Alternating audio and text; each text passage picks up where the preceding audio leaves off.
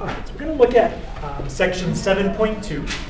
And this section focuses on inverse trig. Okay, we're going to talk a little bit about domain and range of the inverse trig functions. And we'll do a little bit of sketching, but it's going to be on the calculator. Okay. All right, so first of all, what is an inverse function in general? Okay. If you have a graph and you want to know what the inverse of that graph would look like, the inverse of a graph is a reflection, a special reflection. It's a reflection over the line y equals x. Okay. So let me show you that with functions that are probably more familiar to you. Let me draw a square root function. And what function is the inverse of square root? Squaring. Okay. Let me draw those two. Okay. I'm just going to focus on quadrant 1. Okay, let's go x min. Whoops, I can't do that. X max, let's do 10. And let's do 0 to 10.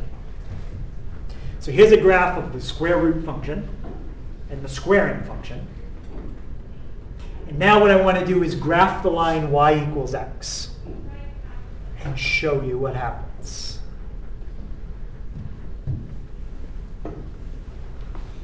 Okay, so squaring and square rooting are inverses. If I take the line y equals x, if this was like a piece of paper and I could fold that right on the black line, the red graph would land exactly on top of the blue graph. Okay? Any question on that? That's because they're inverses. All right, that's the first part. So now, in order for a function to have an inverse, it needs to pass what's called the horizontal line test. The horizontal line test is like the vertical line test. But the difference is the vertical line test tells you if the graph you're looking at is a function. The horizontal line test tells you if the inverse of the graph you're looking at is a function. Okay, so slightly different. So horizontal line test tells you if the inverse of your graph would be a function. You don't even need to draw the inverse. All you have to do is look at the original and see if it passes the horizontal line test. Okay. Think about the graph of sine. There's the graph of sine. If I draw a horizontal line, would it only hit the graph one time?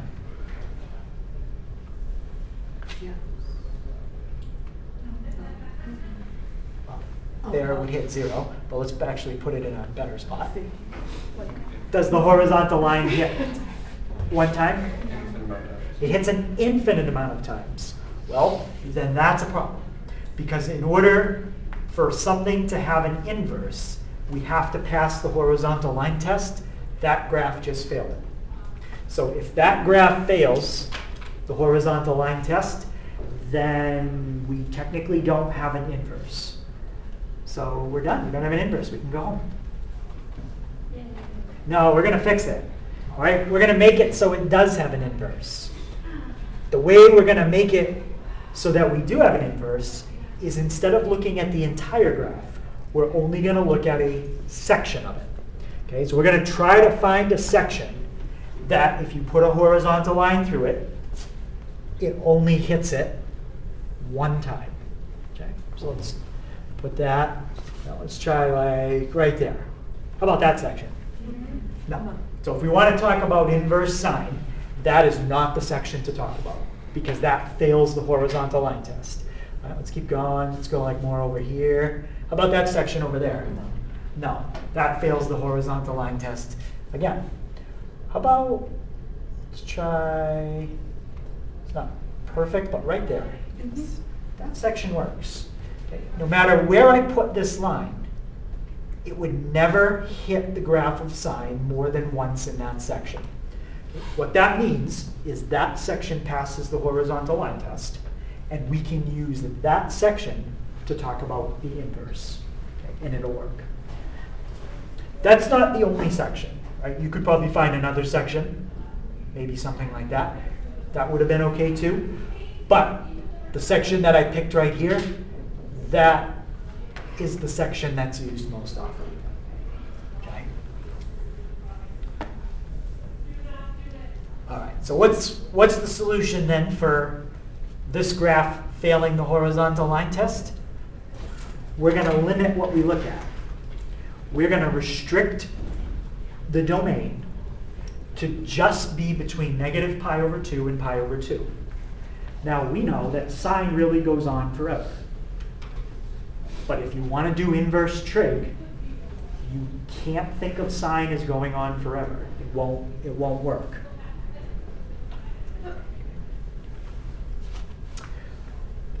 What will happen is if you do not limit the domain, and I ask you a question about inverse trig, there would be an infinite amount of answers.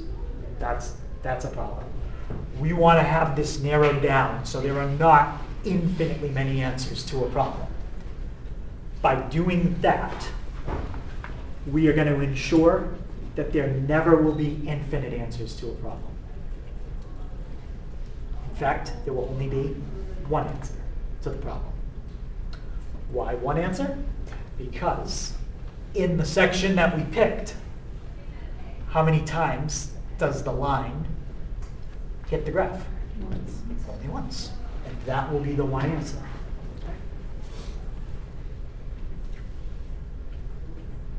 So we're going to restrict the domain to only look at answers between negative pi over 2 and pi over 2. That's negative 90 to positive 90. Okay. Let's graph inverse sine and see what it looks like. Okay, so I'm going to type in inverse sine of x. And I'm in degrees. So if I want to use negative pi over 2 and pi over 2, I should switch to what? I should switch to radians. If I don't want to switch, then use negative 90 and 90. Okay. So we just said that the domain is negative pi over 2 to pi over 2. So let's do negative pi over 2 for the minimum. And you know what? Let's go a little past it. So it's negative pi over 2 is negative 1.57. Let's go like negative 1.6. So that means positive pi over 2 would be what? 1.6. Okay, so there's my domain. And now for our range, let's do, let's just try the same thing. Just try to make it the same. Oops, I didn't want to change that though. You can leave that where it is. Let's put this at negative 1.6 and positive 1.6. Let's hit graph.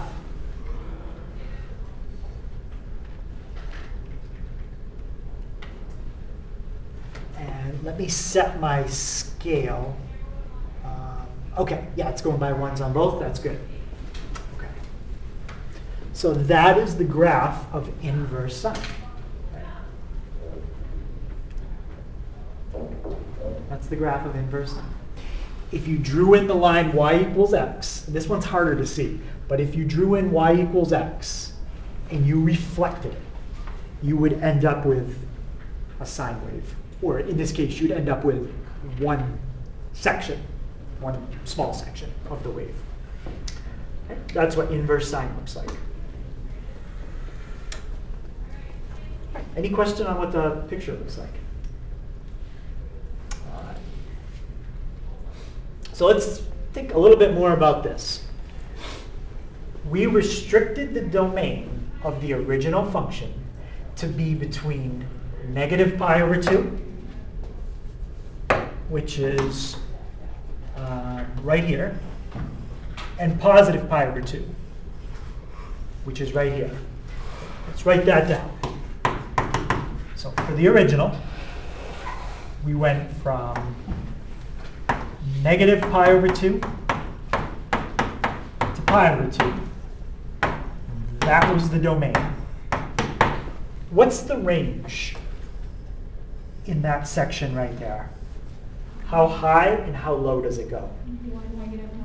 -1 is the lowest, okay, right around there, and +1 is the highest.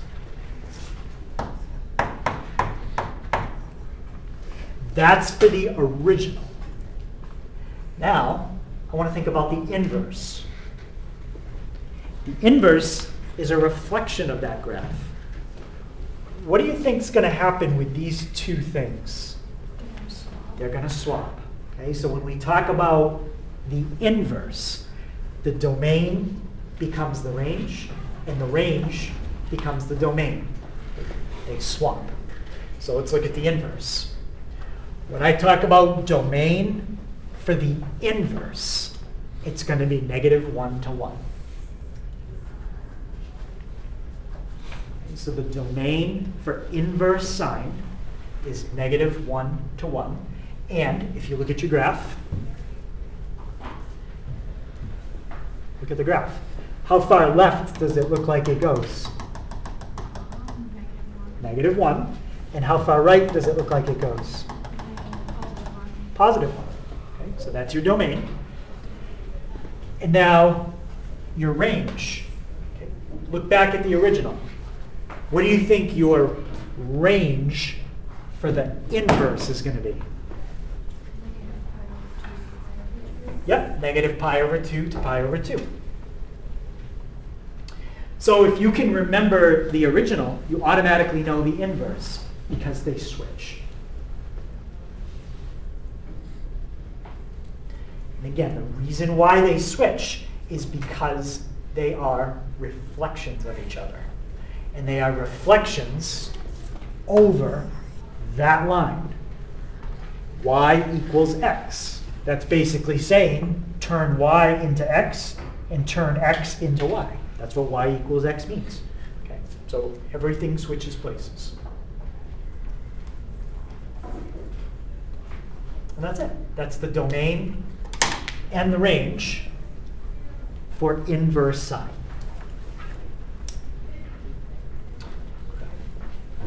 Questions on that?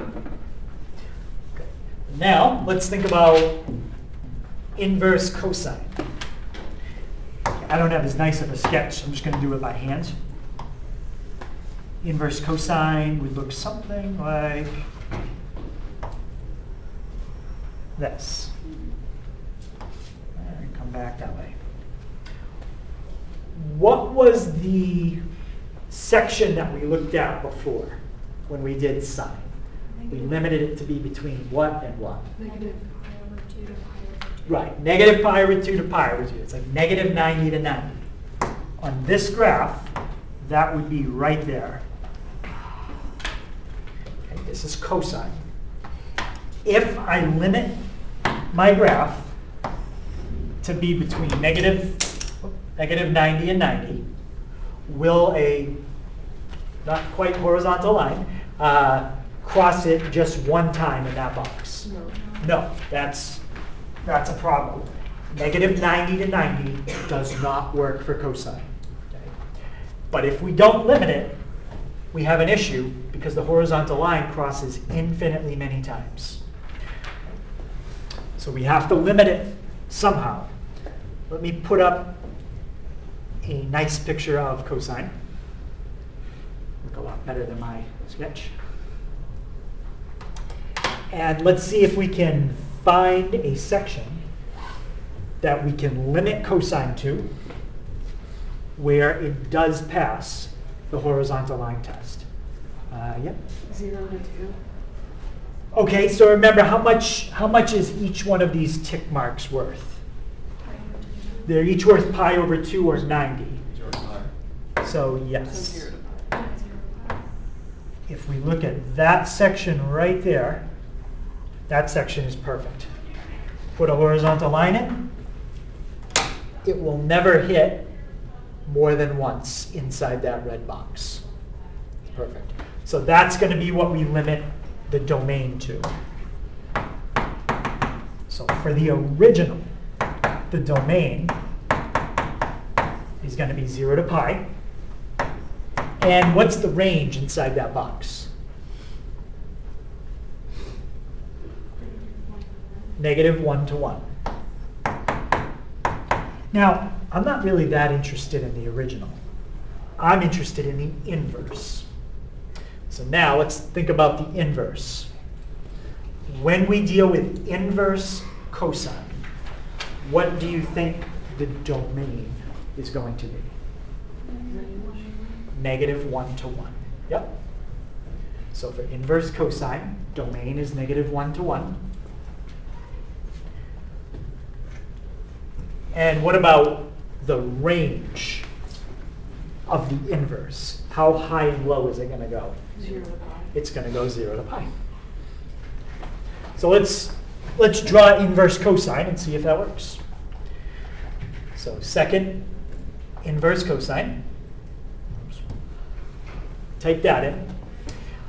Domain, that's your x. Let's go negative. I'm just going to go a little bit bigger than 1, so it's not on the edge of the screen. And for range, I'm going to go just a little smaller than 0, so just below it. And pi is 3.14, so let's do 3.2. Just want a little bit more on each side. When I graph it, it should look like it pretty much fills the screen, like corner to corner. And it should not go off the screen.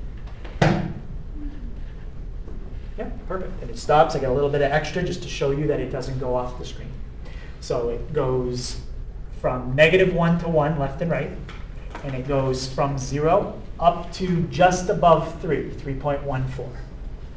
That's inverse cosine. All right. Any question on that? Let's do the same thing for tangent. So let's graph tangent. And my first question is going to be, does this graph pass the horizontal line test? No. If you draw a horizontal line, it hits the graph many, many times. So if we want to deal with inverse tangent, we can't think of this entire thing. If we do, we're going to get an infinite amount of answers to every problem. So let's put the graph here. And what we need to do is find a section that we can look at. Each tick mark is pi over 2 again. The section we're going to look at, just like every section we've done, is going to be 2 tick marks wide. Does anybody see where I could put this box? Let's try 0 to 180. We try 0 to 180. Well, we get 2 sections, but they're broken up. So we'd like to find a section that's connected. Anybody see where I could put my box? Yep. Right in the center. Yeah, right in the center. There. What is that? From what to what? Negative pi over 2 to pi over 2. Right, negative pi over 2 to pi over 2, but there's a big difference with the pi over 2 and the negative pi over 2 this time. What's happening at those 2 numbers? Asymptote. We have asymptotes. Does that mean we include or we don't include? Don't include. So when we talk about the original, okay, not really the one I care about the inverse. But this will help us. The original is going to have a domain that goes from left to negative pi over 2, and on the right to positive pi over 2, but you can't include it because there's asymptotes.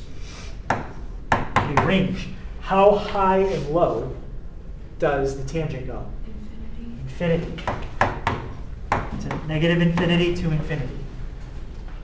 That's the domain and range of what's in that box. And does everybody agree if you put a horizontal line, it would only hit what's inside the box one time? Yeah, no matter where you put it. Okay, so now let's look at the inverse function. What do you think the domain is for inverse tangent? Right. Which means inverse tangent is going to go which way forever? Right. Left and right. Okay, regular tangent goes up and down forever. Inverse goes left and right forever. So that's my domain. And what about my range?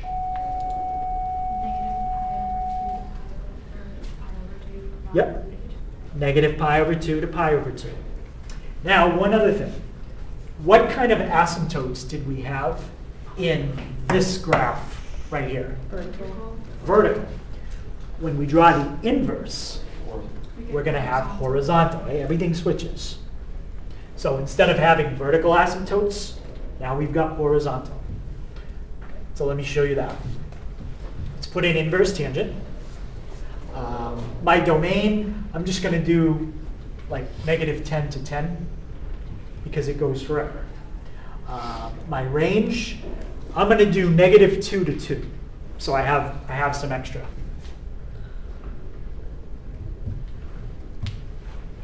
And I'm going to put in the asymptotes. There's one at pi over 2 and one at negative pi over 2. So if we did that right, what you should see is the tangent function with 2 horizontal lines sandwiching it for the asymptotes. Okay, so there's your inverse tangent function. And there's your top asymptote. And the bottom. That's exactly what it looks like. Okay. I just put the asymptotes in there for you to see the boundaries. But the actual graph of inverse tangent, that's what's in blue. And it just keeps going that way forever and to the right forever. Okay. So those 3 things are important. The domain and ranges of inverse cosine, inverse tangent, and we had inverse sine somewhere. Right there. Any questions on those 3? All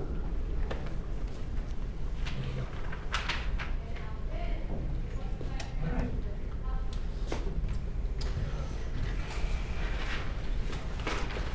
So now we're going to look at a few properties of inverse trig functions. Properties you've kind of already seen before.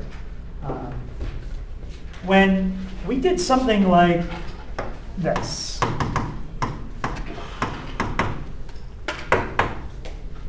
You might have had, I don't know, might have had a question that when you were doing it in the last section, we ended up with that at one point. And then the next step would be to solve for alpha. What did we have to do at this step to solve for alpha? Take the inverse sine of both sides. Yeah. Now, if we took the inverse sine of what's on the left, and we took the inverse sine of what's on the right, what did I say happens on the left? The sine and the inverse sine cancel out. Okay, so I told you that the sine and the inverse sine cancel out. Well, in that case they do, but it doesn't always. But I didn't have to tell you that because think about that angle. It was an angle in what kind of triangle? It was an angle in a right triangle. That means it's fairly limited as to what value it could be. If it's an angle in a right triangle, it has to be between what and what? Yep. It has to be between 0 and 90. It has to be between 0 and 90. And this concept always works between 0 and 90. Okay. There are other times where it doesn't work. And that's what we're going to look at. So here's the first formula. If you have an inverse trig function on the outside and a regular trig function on the inside, those 2 things will cancel each other out. And the answer that you get is whatever you had right there. Okay, they cancel each other out. It actually works for a little bit more than even 0 to 90. It works from negative 90 to 90. It always will work for those angles. And in a right triangle, are you guaranteed that the angle you're solving for is going to be between negative 90 and 90? Yes. It's definitely going to be, it's not even going to be negative, but it would definitely fall in that range. That's why I just told you they canceled out, because of the type of problem we were doing. So let's try an example of that. That's radians, but what would negative pi over 2 to pi over 2 be in degrees? Negative 90 to 90. Negative 90 to 90. So I kind of want to do it in degrees. So let me switch to degrees. And let me type in the inverse sine of the sine of 25 degrees. When I hit enter, what should I get? 25. Okay. They did cancel out because I picked a number that fell in the condition that it needed to. How about the inverse sine of the sine of negative 49 degrees? Negative 49 degrees. I'm going to get negative 49 degrees. Okay, they cancel each other out, and you get back what you started with. Now, let's do the inverse sine of the sine of 95 degrees. Is 95 between what I said it had to be? No. So when you hit enter, you do not get the same thing back. There is a pattern to what you get back, but that's not what I'm worried about. The point is, this does not work unless you're between negative 90 and 90. Okay. Now, let's switch it. If you're looking, you're like, wait, what's the difference? Well, what is the difference? The sine and the inverse sine are swapped, so Yeah. now the inverse sine's in parentheses. That kind of problem does not usually come up in the last section. Never. In fact, it never comes up. The top one is what comes up. But in this problem, where the inverse is on the inside, it will only work if this number is between negative 1 and 1. Why? Well, think about this value. It's the value that you are plugging into inverse sine. What do you call the values you are allowed to plug into a function? They're the what? Those are the values you plug in and it makes it 0. Period. The domain. Whatever you're plugging into a function, that is called the domain. Go back and look at inverse sine. What did we say the domain was for inverse sine? The domain is negative 1 to 1. That's why it's negative 1 to 1. So let's try it. Take the sine of the inverse sine of 0.78. What will I get if I hit enter? I will get 0.78. Okay, they cancel each other out. Now, try the sine of the inverse sine of 1.4. Is 1.4 in the domain of inverse sine? So what you've done now is you've tried to go beyond where the graph even exists. What do you think is going to happen? Undefined. Yeah, we're going to get an error because that value you tried to type in is in an area that doesn't even exist. So you don't even get a different answer back. You can't even do that. How come in the top you can get an answer, although it goes out of the graph? Because technically, remember, when you think of the domain of sine, how far left and right does sine really go? Oh, wait. It goes forever. So technically, you can plug in anything here, and you will get an answer, because it does go forever. But this property only works if you plug in a number between negative 90 and 90. Versus in the bottom, I can't say that technically inverse sine goes left and right forever. It doesn't. It actually stops, right? Where this graph does not, right? We just kind of introduced an artificial stopping point, so it passed the horizontal line test. Technically, it doesn't really stop. Yeah. All right. So now let's look at this one.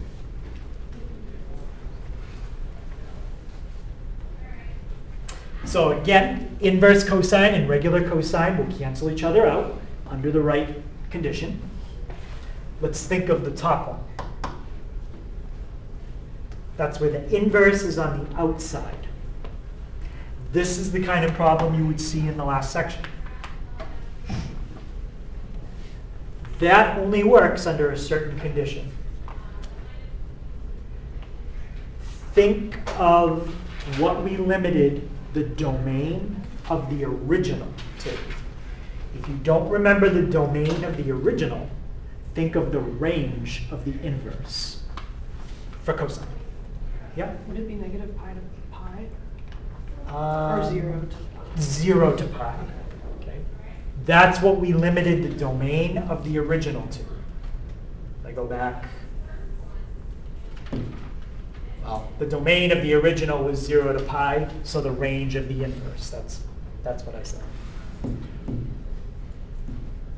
All right, so we got that one. And now, to figure out the restriction on this one, think of the domain of inverse cosine. What is the domain of inverse cosine?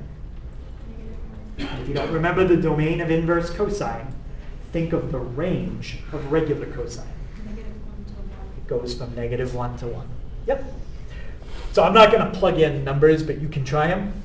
The top one is a formula that if you plug in a number outside that interval, you will get an answer all the time.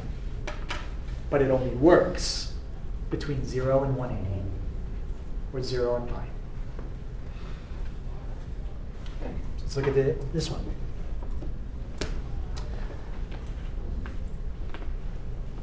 The inverse tangent of the regular tangent. Those cancel each other out. As long as what that's pointing to right here is between certain numbers. What did we limit the domain of regular tangent to? Yep. -pi/2 to pi/2. Okay, -pi/2 to pi/2. Is it the same as this one? Yes. No, because the range is different. Why isn't it the same as this one? Can't be equal. It can't equal it because we have asymptotes. Yep. So it's -pi/2 to pi/2, but there are no equal signs under it, and that's because of the asymptotes. All right. And now the bottom one. Think of the domain of inverse tangent. How far left and right does inverse tangent go?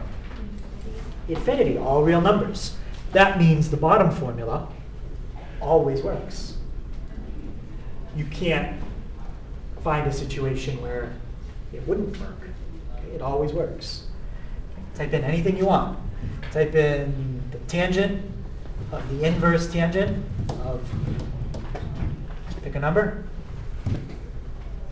And, okay, well, I typed in 47,775, and I got back 47,775.00002. That's probably due to the way the calculator does arithmetic, the way it's programmed, and there must be some internal rounding happening in the calculator.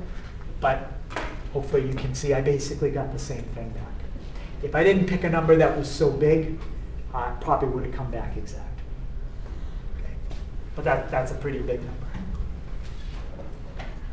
Okay. That's also how I can tell if somebody's using a calculator and they really don't understand what they're doing. And I ask them to simplify this problem, and they write 47,775.00002. Then I know you really didn't know that these two things cancel each other out, and you really should have just written 47,775. Okay. Because the calculator technically is not right with that. It's because of the way it's programmed. It's doing some rounding. Okay. Any questions on that? All right. So transformations. There is no change to the transformations from anything we've been doing all year. Okay, so I've got the diagram up there. I'll go through it verbally, but I'm not going to write it down this time. What kind of transformation would A be? What kind of shift? Horizontal. That's a horizontal shift. And plus would shift it to the left and minus Right. to the right. Yep. B, what kind of transformation is that? Horizontal stretch. Horizontal stretch or compression. A big number for B would cause the graph to shrink, compress. A small number for B, stretch. And by big and small number, I mean bigger than 1, smaller than 1. What kind of transformation is C? Vertical stretch. That's a vertical stretch. A bigger number would do what? Stretch. Stretch it bigger. Small number, Compress. compress it smaller. Yep. And D, what kind of transformation? Vertical stretch. Vertical shift. positive number, shift up, and negative number, down. And if the B or the C was a negative, that causes the graph to reflect. Yep. Depends which one. That's a horizontal reflection, which means you're flipping over the Y. That one is a vertical reflection, which means you're flipping over the X. So what we're going to do with that is, I'm not going to ask you to draw any sketches of the inverse trig functions. What I am going to ask you to do is find the domain and the range. Which two letters there would affect the domain? Which ones? Yep. These two. A and B would affect the domain. Moving left and right, stretching or compressing left and right. Which two transformations would affect the range? C and D. C is stretching up and down. D is shifting up and down. Yep. So, how do we find the new domain? To find the new domain, what you want to do is create a compound inequality. So that's an inequality that would look something like this. You put the original domain on the left and on the right. So let's say the original domain, we'll just pick one of these, was -1 to 1. So you're dealing with inverse cosine. You would do this. That's the original domain. But let's say that you had that. That's going to cause the graph to compress by a factor of 2. It's going to squish. It's going to be half as big. You take the argument, which is 2x, put it in the middle of the compound inequality, and then you solve it. So if I were to solve that inequality, I would have to divide everything by what? 2. By 2. So that means if my original domain was -1 to 1, and I compress everything by a factor of 2, my domain now is -1/2 to 1/2. That's how you find your new domain. You can write your answer as an inequality, or they might have you write your answer as an integral.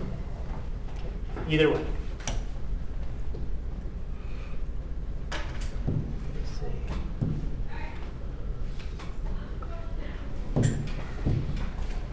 So that's how you find the new domain. Now, how do you find the new range? Well, there's two things you have to take into account. Stretching first, shifting second. And I use the letters C and D so you know the order. C comes before D. So let's use simple numbers. Let's say that you had a range, an original range that went from 3, or -3, to 3. Okay, I don't want to do anything with pi right now. Just keep the numbers simple. Let's say you stretch by 2. If you went from -3 to 3, and you stretch that by a factor of 2, what would be your new range? 6 to 6. It would be -6 to 6. That's how you handle a stretch. Now, let's say you shifted up 4. So shift up 4. If you took -6 to 6 and you moved it up 4, what would be your lower bound? -2. And the upper? 10. That's how you handle finding a new range. Okay. Doing it this way is more straightforward because vertical transformations aren't backwards. By me having you set up this compound inequality with a ×2 inside, you have to do the opposite to solve for x, which is exactly what happens in horizontals. Everything is backwards. And this automatically takes care of that. Okay. That's why you can't do the domain the same way I'm showing you how to do the range. It doesn't work. All right. Okay. So now let's try an example. Find the domain and the range of inverse sine 2x. Well, let's start with the one that's not changing. There's only one transformation there. What is not affected by that 2? The domain or the range? The range. The range is completely unaffected. So we can look up what the range is for inverse sine and just copy it down. What is the range of inverse sine? -1 to 1. Okay. And if you forget the range, think of the domain of the original.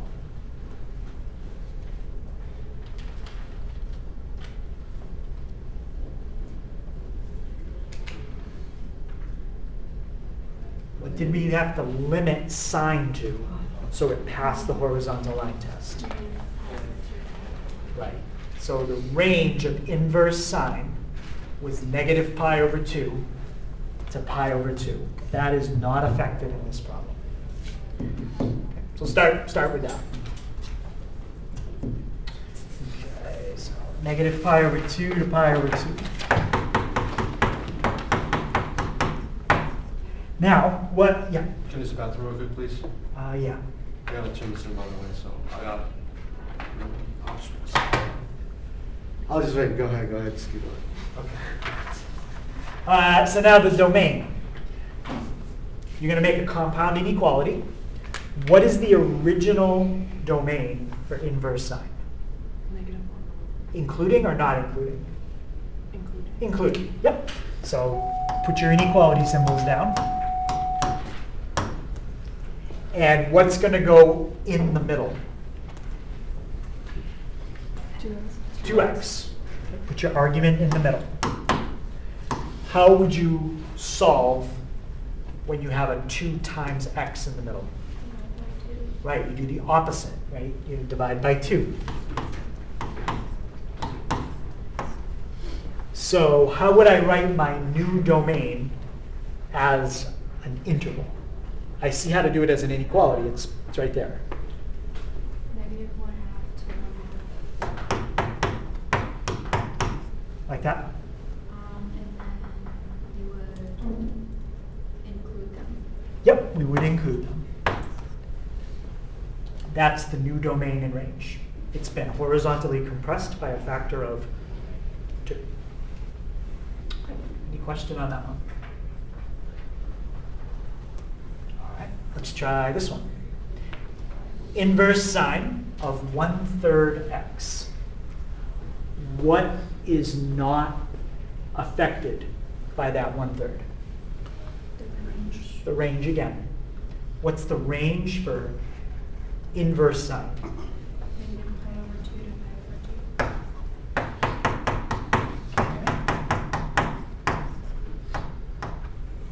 Okay, now what's the original domain for inverse sine? -1 to 1. Okay, it's normally -1 to 1.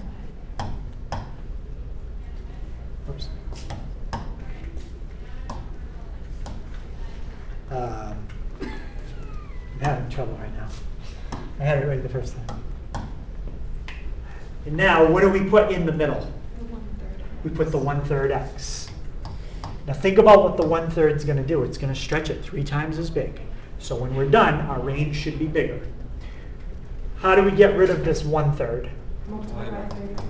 Multiply by 3 times 3 times 3. What's my new domain as an interval? -3 to 3, including. -3 to 3. The domain got 3 times as big because that's what a 1/3 does. Okay. Any question on that one? Okay. I guess I like inverse sine. Okay, well, there's an inverse cosine. All right, so let's try this one. Inverse sine of x plus pi over 2. What's the plus 2 going to do? Shift it up to. Shift it up 2. What is not affected by shifting up?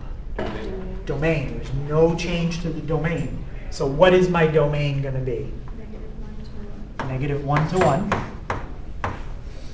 And now, what is the range normally for inverse sine? -pi/2 to pi/2, and that's going to shift up how many? 2. So there's not really a nice way to write it. It's just going to be -pi/2 shifted up 2, and then pi/2 shifted up 2. It's because of the pi, we can't really write the answer nice here. But if you wanted it as a decimal, you could do 3.14 plus 2, so 5.14 for the upper limit. And you can find the lower limit. Any question on that one? Yes? So for the test, you don't want us to write our answer for the range like that? Yeah, if it says leave your answer exact, then yes, I want it just like that. Okay. If it says round your answer to 2 decimal places, then you can type in like 5.14 and what's that? -1.57. I'm sorry, that's -1.57 plus 2, so that would be 0.57, and that's 1.57 plus 2, so that's 3.57. If you typed it in. Sorry, 5.14, I was thinking pi plus 2, 3.14 plus 2. That's not what we have. All right, let's try this one. All right, so now we're going to shift a little bit because we're looking at inverse cosine. What's the 5 going to do?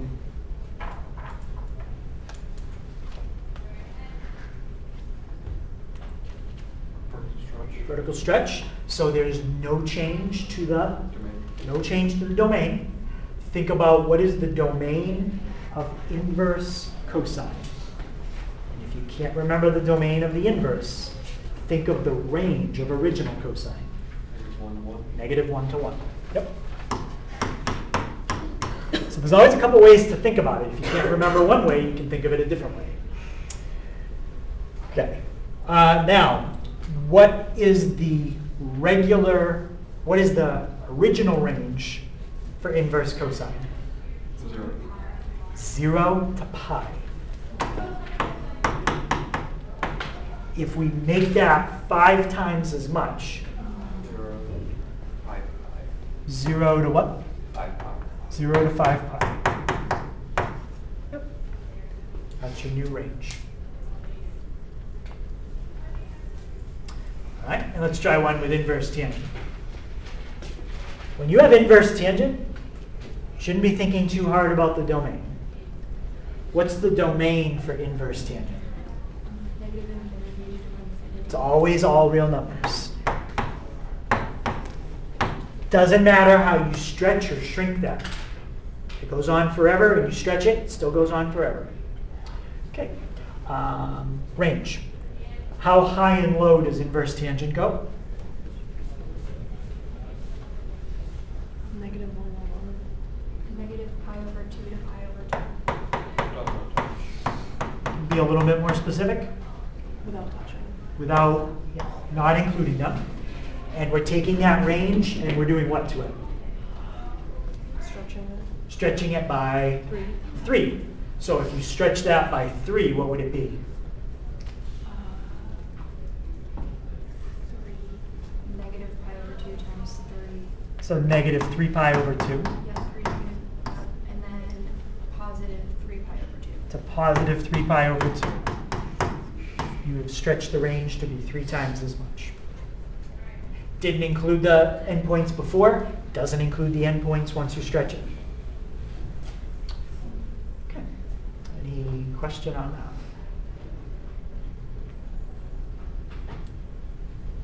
Let me try.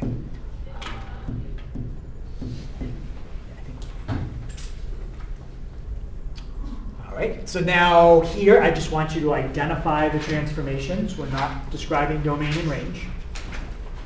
Just going to tell me all the things that are going to happen. First, this is not really written in a good format. What do you think we would want to do with what's inside there? Yes, distribute it out. So it would be 1/4 x plus 2. Okay. Now, how many transformations are happening? 4. Yep, 4. Okay, so 4 different transformations.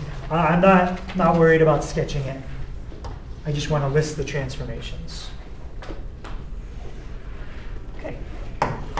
What is the first transformation?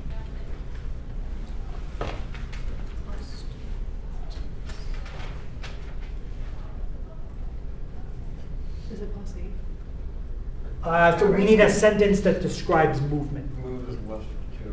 Shift it left 2. The 1/4 x plus 8, this is gone. This doesn't exist anymore because we changed it. Okay, so shift left 2. Okay, what's the next thing that's going to happen?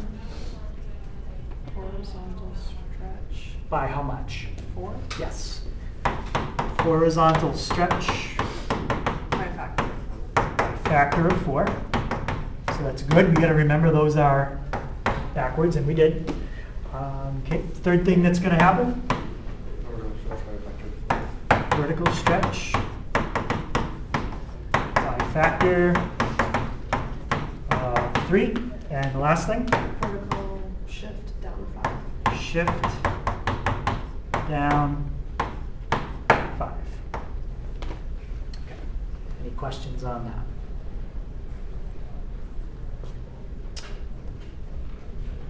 All right, so last, and that's the last thing. It's pretty easy. Last thing is just knowing how to type in problems like this on a calculator, which you kind of had to do in the last section. Okay. You just have to know if they want degrees or radians. This doesn't say, so you can use whatever mode you want. Because remember, when you solve these, the answer is an angle. That is not an angle. That's just a number. When you plug it in, you'll get an angle. Right, so I'm in degrees. How would I type in the first one? Inverse sine. How do I do that? Second sine. And Yep. then 0.5 or 0.5. Yeah, so 30 degrees. Okay, there's the first one. How would I type in the one? How would I type in B? Second cosine. Second cosine. Negative 0.7. Negative 0.7. We got 134.43. That would not be one that I ask you to do an exact answer for because it doesn't come out nice in degrees. Okay, so we talked about that in the homework. How about C? How do I do that one? Second sine 1.2. What's the domain of inverse sine? 1.2. Oh, negative 1 to 1. It's only negative 1 to 1. You can't even do that. That's impossible. No solution. And what's the domain of inverse tangent?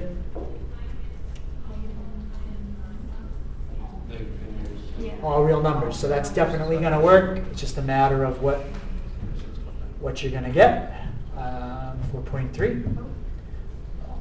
Actually, you're going to type it in the right way. Inverse tangent 4.3. So 76.91 degrees. If they want the answer in radians, you have two options. One, to convert those to radians by hand, or two, change the mode on the calculator to radians and do it that way. Okay, so that's 7.2 part 1. Okay, so that's the homework. So it's 1 through 9. Those are the odds. 13 to 20, 22 to 24, and 27 to 32. Okay, so the only odds are the 1 through 9 section. Okay, and I will send you an email at some point if there's any change to the schedule that would impact our class.